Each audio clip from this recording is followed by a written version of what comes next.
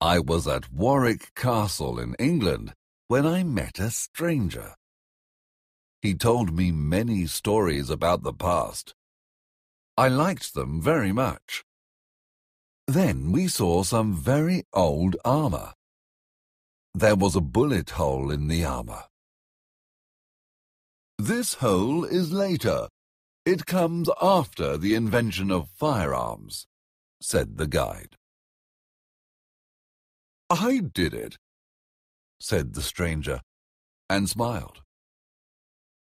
I was very surprised. The stranger was staying at my hotel. He came to my room and gave me a manuscript. His name was Hank Morgan. This is his story. I was in my factory in Connecticut. A worker hit me on the head and I fell down. I woke up under a tree and saw a strange man in armor on a horse. He said I was his prisoner. His name was Sir Kay. I went with him to a village. He said it was Camelot. I was sure it was a lunatic asylum. I thought all the people were mad. They all looked at my clothes. They thought I was strange. I started to talk to a page. His name was Clarence. "Where am I?" I asked.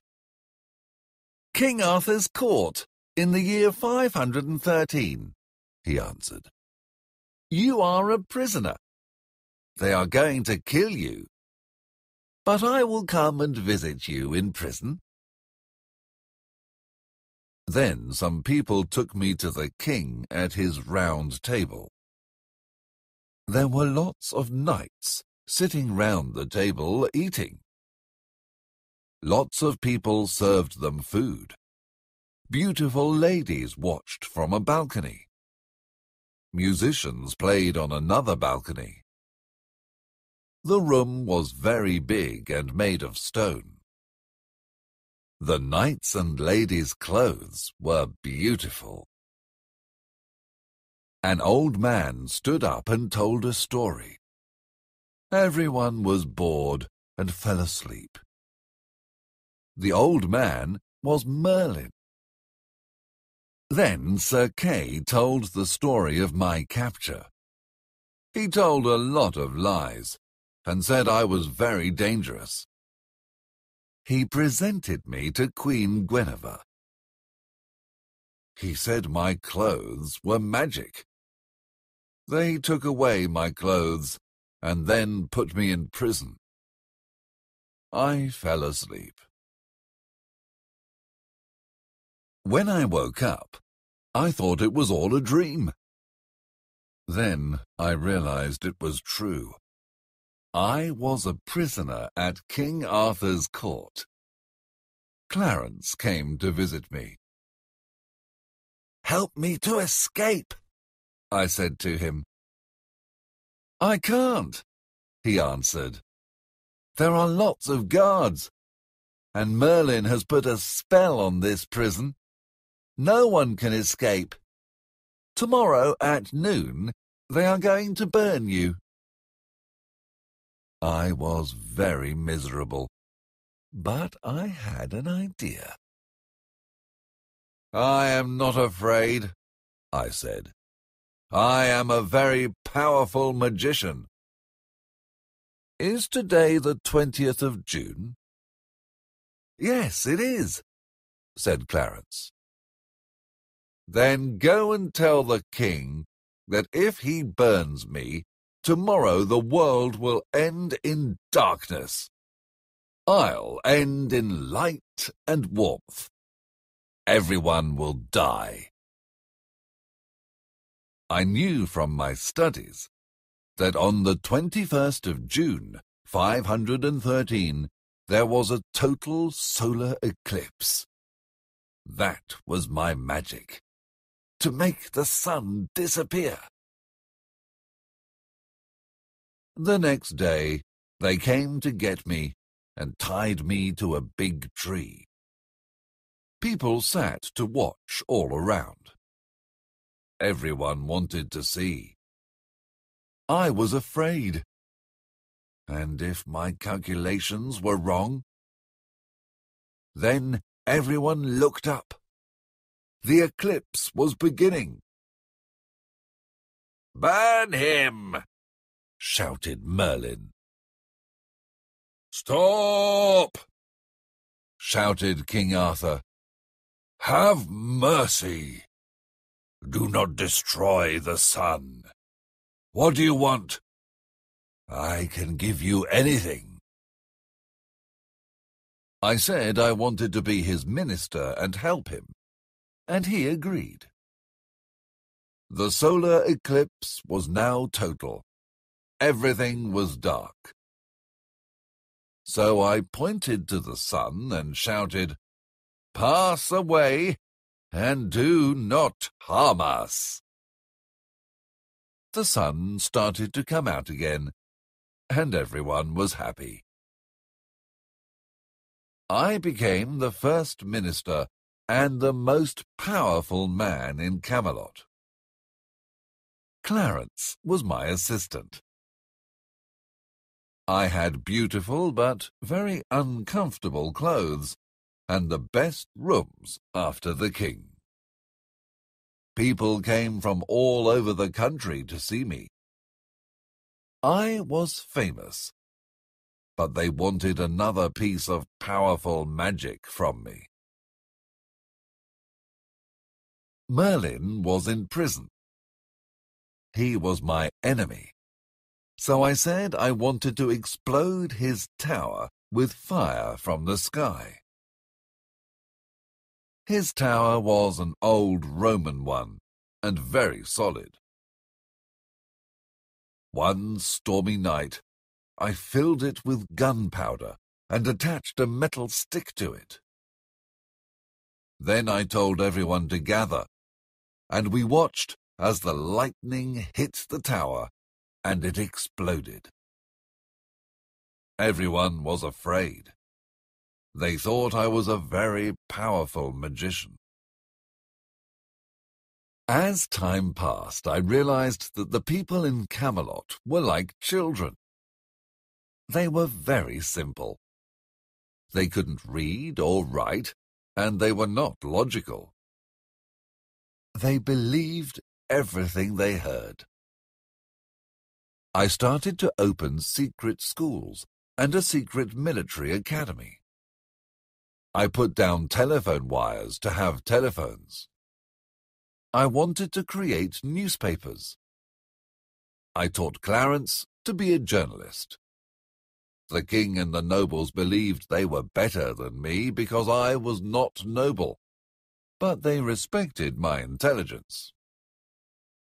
I thought I was better than them because I was intelligent, but I liked them. No one admitted all this, and we got on very well. After 4 years, King Arthur was very happy with my work.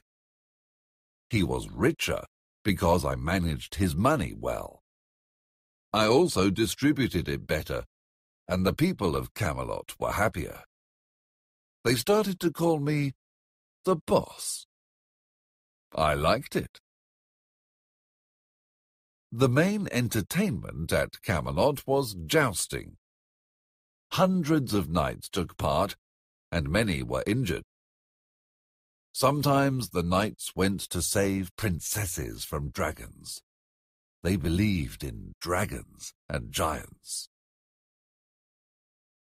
One day a girl came to Camelot. Her name was Alysande la Carteloise. She said her mistress and 44 girls, many of whom were princesses, were captive in a castle. The guards were 3 huge men with 4 arms and 1 eye. At Camelot, they decided I had to rescue them. I decided it was time for a holiday, so I agreed. I asked Alisande questions. She couldn't tell me anything. "Where is the castle?" "Many miles away," she answered. "How many?" I asked. "I don't know," she said. "They all look the same." I got up early and had breakfast. Then I put on my armor. It took a very long time. There were many pieces, and I couldn't move or do anything.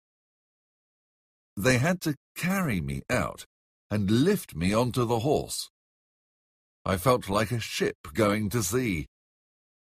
Then Alisande climbed onto the horse behind me. She had to show me the way to the castle. We started out, and everyone waved goodbye to us. Chapter 2. Free Men. We were immediately in the countryside. It was lovely and pleasant, very green. There were a lot of trees, fields, and rivers. Then it started to get hot. Sweat ran into my eyes. My armor got heavier and heavier. Finally, Alisande took off my helmet, filled it with water, and poured it into my armor. I felt better. Alisande never stopped talking. I told her to take a rest and not use up all the air. Night approached. It got dark fast. I found a place for Alisande to sleep, and then one for me. It got very cold, and lots of insects climbed inside my armor. I couldn't sleep. In the morning, I was cold, tired, and hungry. Sandy was bright and fresh. We set off. Suddenly, we met a group of poor, ragged people. I had breakfast with them and saw they were very happy. They were free men. They were farmers and artisans, about 7/10 of the population. They were the only useful part of the population, but they could do nothing without the permission of their lords or the church. They couldn't sell anything without paying tax. They had to give part of their produce to the lords and bishops and work for them. These men were free, but they were repairing the bishop's roads as part of their duty. I asked them, "If you had a vote tomorrow, would you vote for a king?" They didn't understand, except for one man. He said, "In a nation with a vote, there are no kings or bishops." I decided to send him to my Man Factory, a school where Clarence was teaching people to read and write. I gave the men 3 pennies for my breakfast. It was a lot of money, but they deserved it. Then I lit my pipe. The next day we were crossing a meadow when Sandy shouted, "Defend yourself! Danger!" 6 armed knights were in the shade of a tree. They attacked me. I lit my pipe. They suddenly stopped. Sandy said they thought I was a dragon.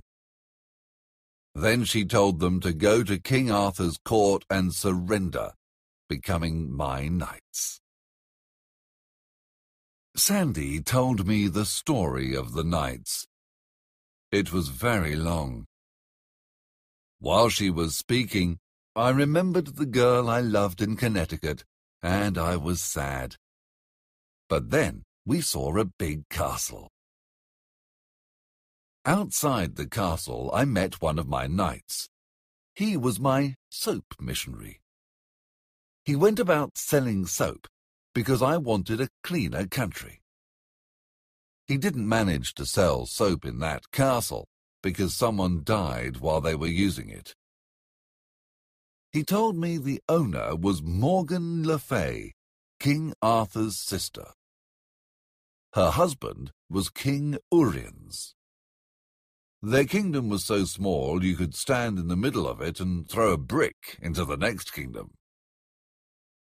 Morgan Le Fay had a terrible reputation, but at first she seemed very kind.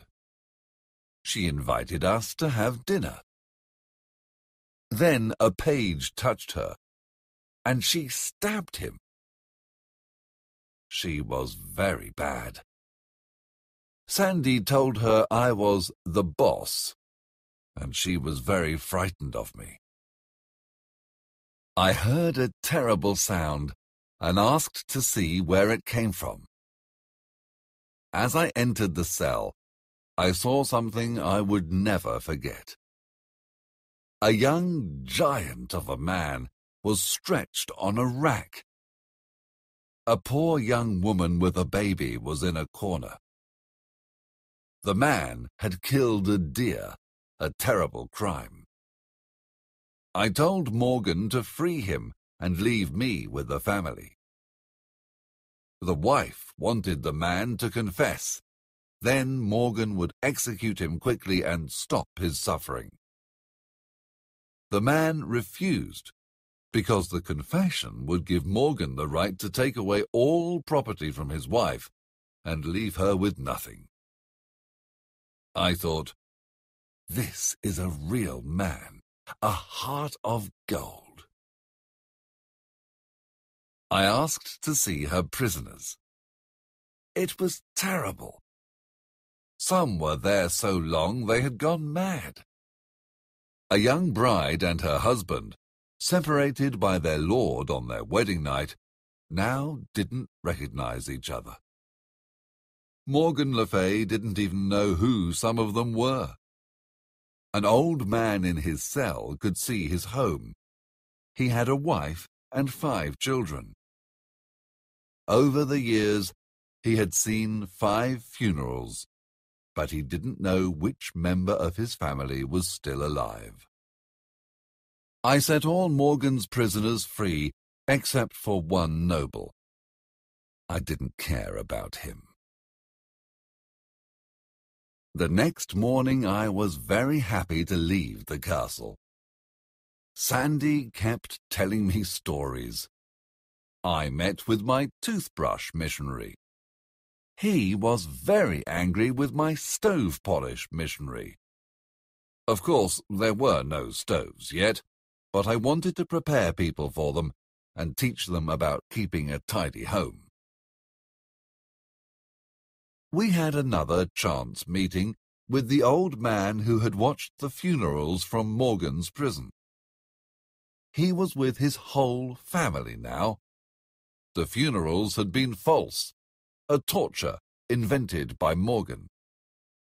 I was happy for him. Suddenly Sandy said, "The castle! Look!" "It isn't a castle. It's a pigsty," I said to Sandy. "It wasn't enchanted before," she said. Sandy really believed she saw a castle with monster guards and captive princesses inside. So I paid the men who guarded the pigs to go away and rescued the ladies.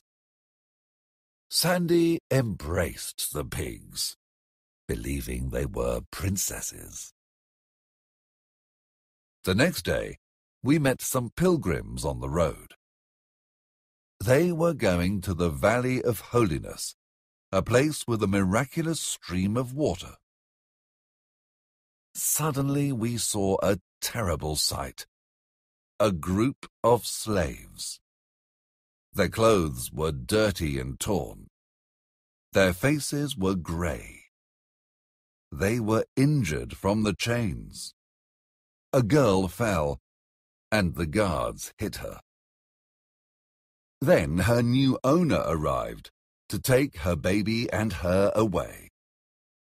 She cried, and a man tried to embrace her. It was her husband. They were separated.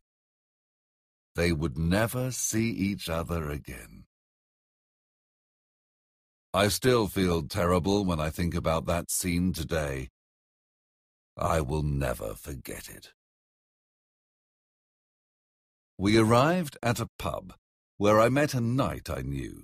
He was my stovepipe hat missionary. He wore armor with a hat instead of a helmet. He said there was a terrible problem in the Valley of Holiness. The water had stopped. Merlin was there now. He was trying to make the water come back with magic. I sent a message to Clarence. Send me pipes, extensions, and 2 trained assistants. The Holy Fountain. We travelled quickly with the pilgrims and arrived in the Valley of Holiness before sunset. All the people there were sad. I met the abbot. "Hurry, my son," he said. "Save our valley, or we will lose 200 years of work. But do not use the devil's magic." "I only use God's work," I said. "But what about Merlin?" "He promised to, but please try immediately," answered the abbot. "I can't," I said. "It is not fair. I must wait until Merlin stops." I asked to see the well. I made an inspection and realized that the well probably had a leak. I went down the well and saw there was a big hole at the bottom. That was the problem, but I had to wait for Merlin to stop. The next day, I decided to visit some hermits. They were all very dirty and very strange. One had chains. One was naked and black with dirt. One stood on a pillar and moved up and down. Eventually, I attached a sewing machine to him and made shirts. It made a lot of money.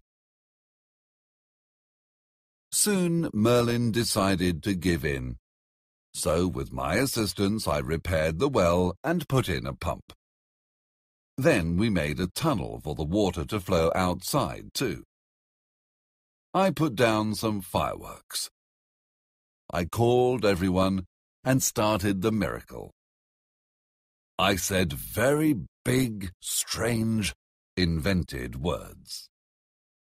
Everyone thought they were magic. Then I lit the fireworks, and the water started to flow. It was a huge miracle. Soon after, I asked if the monks wanted a bath. They were horrified. Baths were forbidden, because people having baths stopped the water in the past. But I told them it was a different problem that stopped the water, not the bath. They were very happy and loved the swimming pool I built for them to wash in. One day I was walking in the valley when I heard a voice in a cave. It was one of my telephone operators.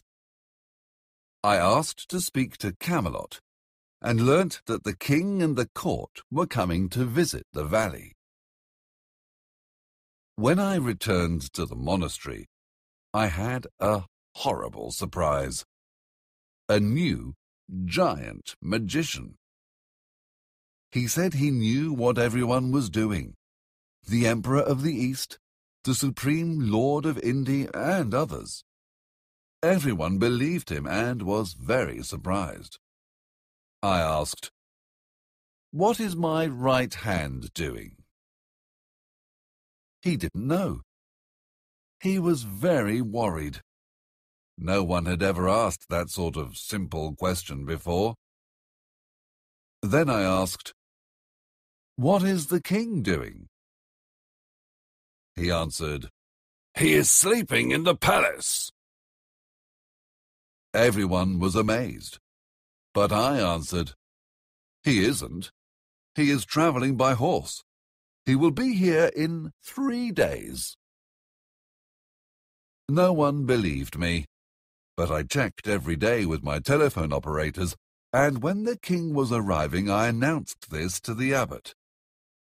People immediately stopped believing the false magician and believed me again.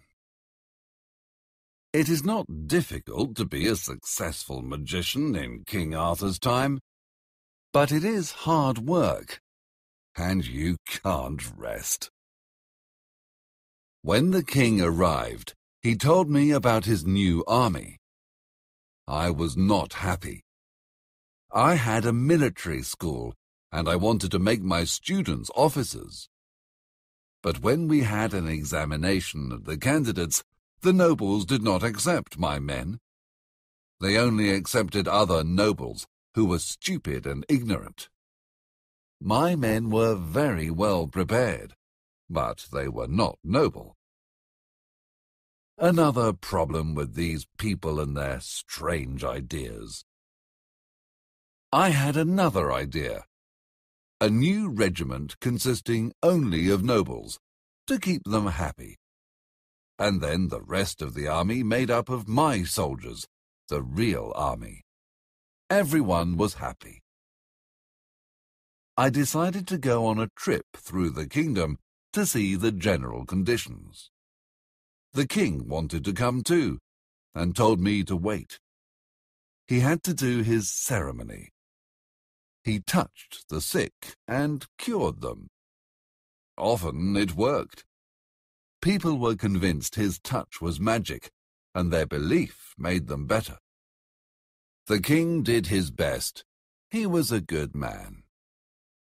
The ceremony was very long, and I was bored. He touched every sick person and gave them a coin. I decided to stop the gold coins and make copper ones. This saved the kingdom a lot of money. During the touching ceremony, I saw another of my innovations, a newspaper. I was very happy with the result. It wasn't perfect, and I wanted to improve it, but it was good enough, and everyone was amazed by it. I was as proud of it as a mother of her new baby. I suggested the king tell Queen Guinevere of our departure, but he was sad. "When Sir Lancelot is here, the queen doesn't notice if I arrive or depart," he said. I was sorry for him. I thought the queen was beautiful, but not very intelligent.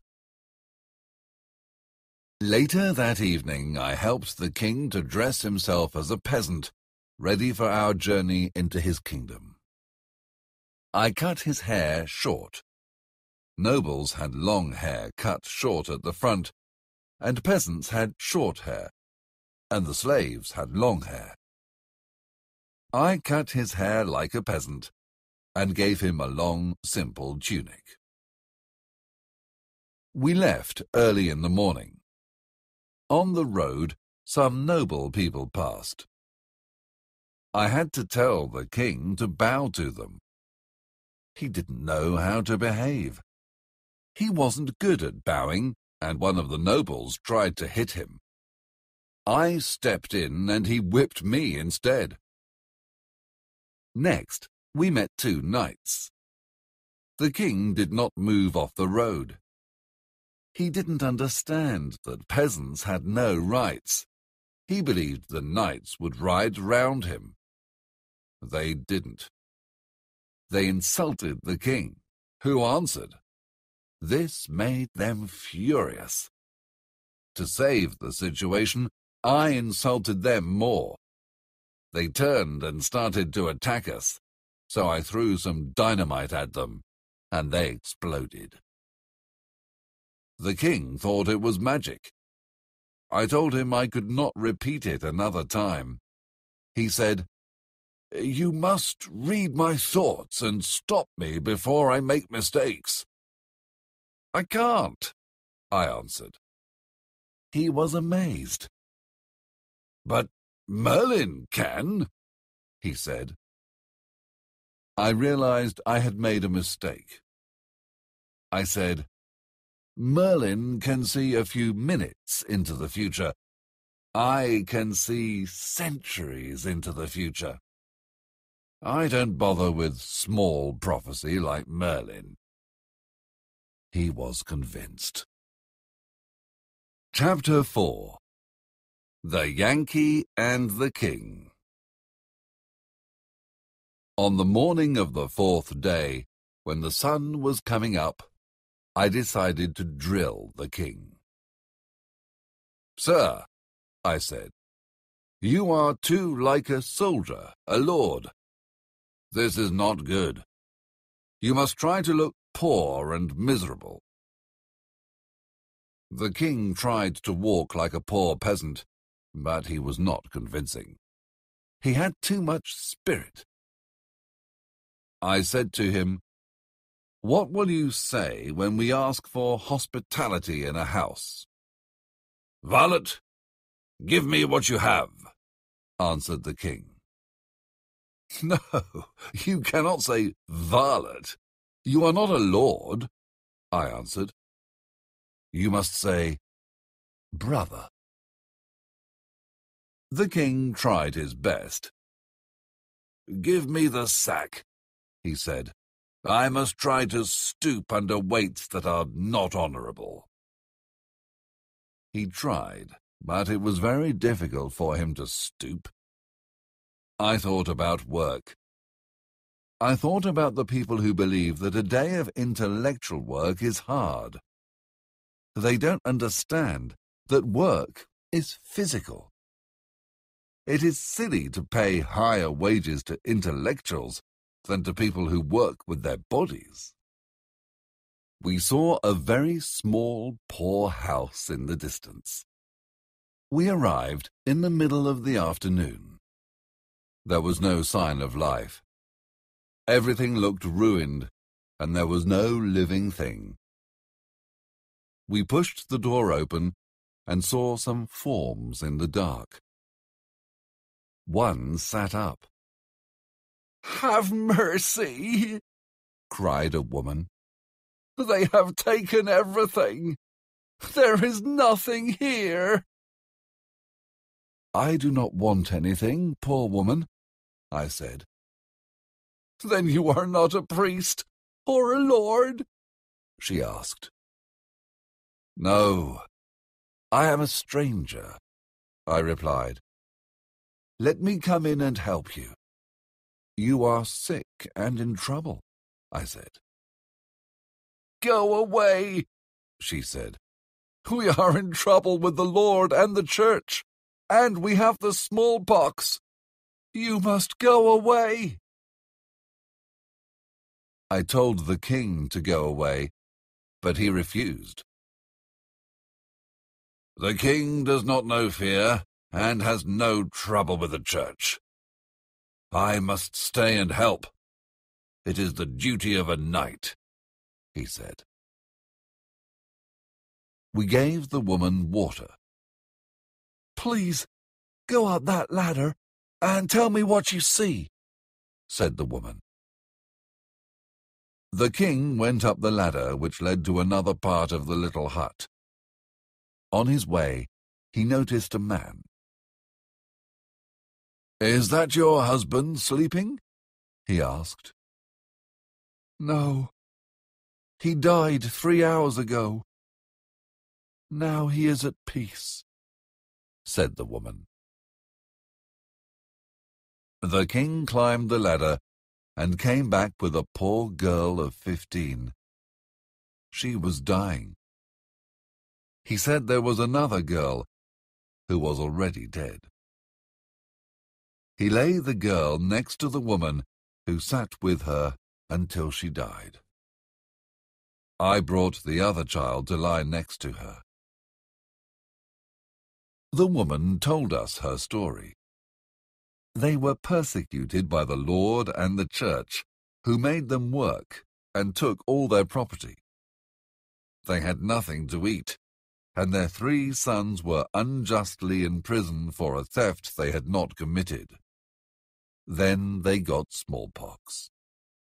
At midnight, they were all dead. We continued our journey and came to a small house. We asked for hospitality, and the couple who lived there was kind. I spoke to the man and discovered that he did not like the injustice of the country's laws. I liked him.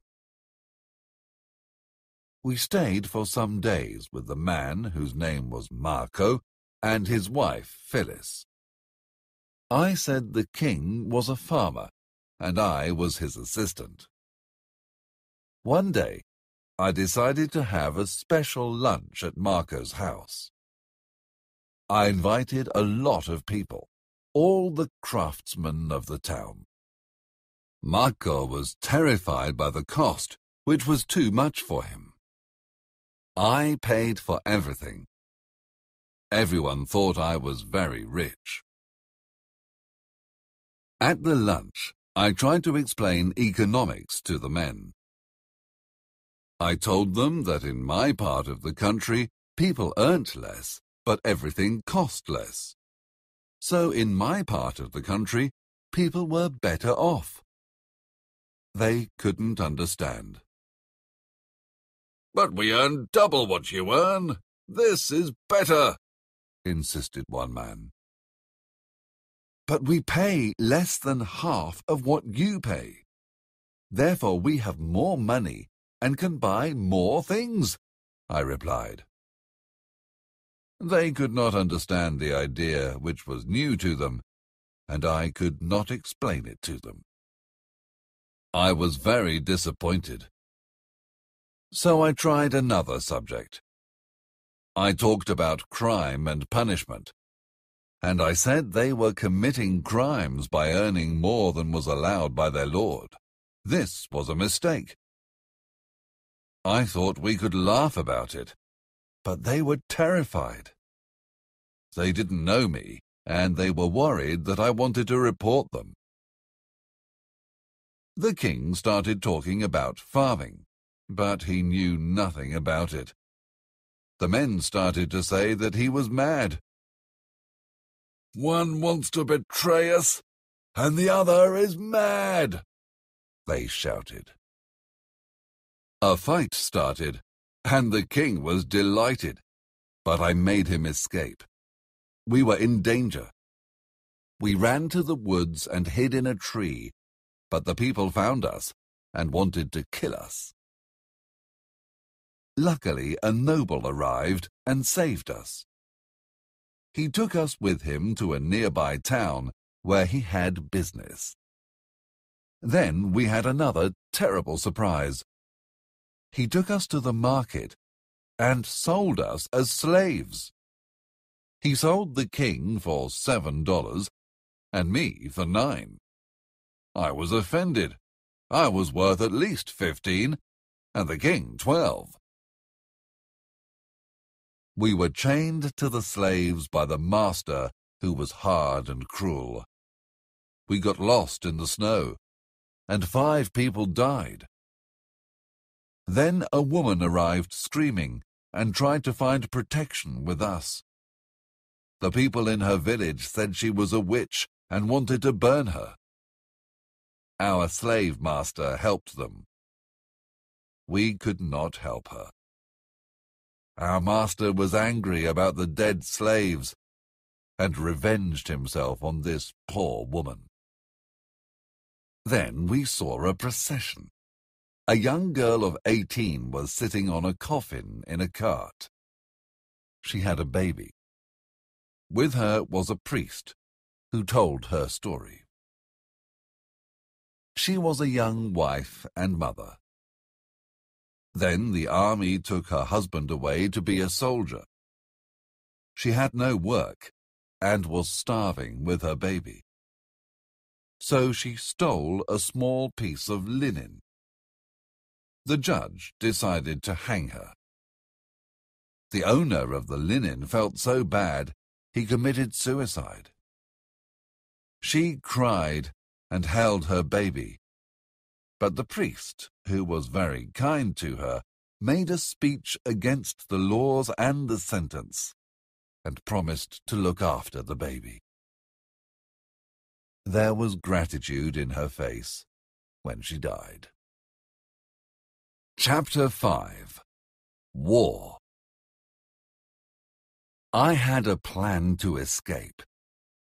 I had to wait for many weeks, but in London my chance finally came. Immediately things went wrong. I couldn't get the king's chains off. The slave master interrupted me. When he went outside, I followed him and attacked him in the dark. But the police arrested me and put me in jail. I said that I was a noble's servant. They were afraid of the nobles and let me go. Then I discovered that the other slaves had killed the slave master. They were all in prison, condemned to death. I found a telegraph station and sent a message to Clarence. Send knights to save the king and I. They want to hang us. Tomorrow. Everyone in London was looking for me. They took the slaves about London to recognize me. Unfortunately, one of them saw me. They took me to the other slaves and decided to hang us that day. The knights would never arrive in time. It was too late. They took us to the execution place. The king tried to say who he was, but everyone laughed at him. They started to hang the slaves. Then they started to put the rope round the king's neck. It was dreadful. I couldn't move. Suddenly, a grand sight. 500 knights in armour, on bicycles. Sir Lancelot and the knights saved the king. Clarence was very happy. "What a surprise, eh?" he said. "The boys practiced for a long time." Soon I was home again in Camelot. I had to fight Sir Sagramore in a tournament. Everyone came to see it. The knights all supported Sir Sagramore. Merlin did some magic to protect him. I only had Clarence to support me. We started the fight. Sir Sagramore was in full armour, but I was wearing light clothes.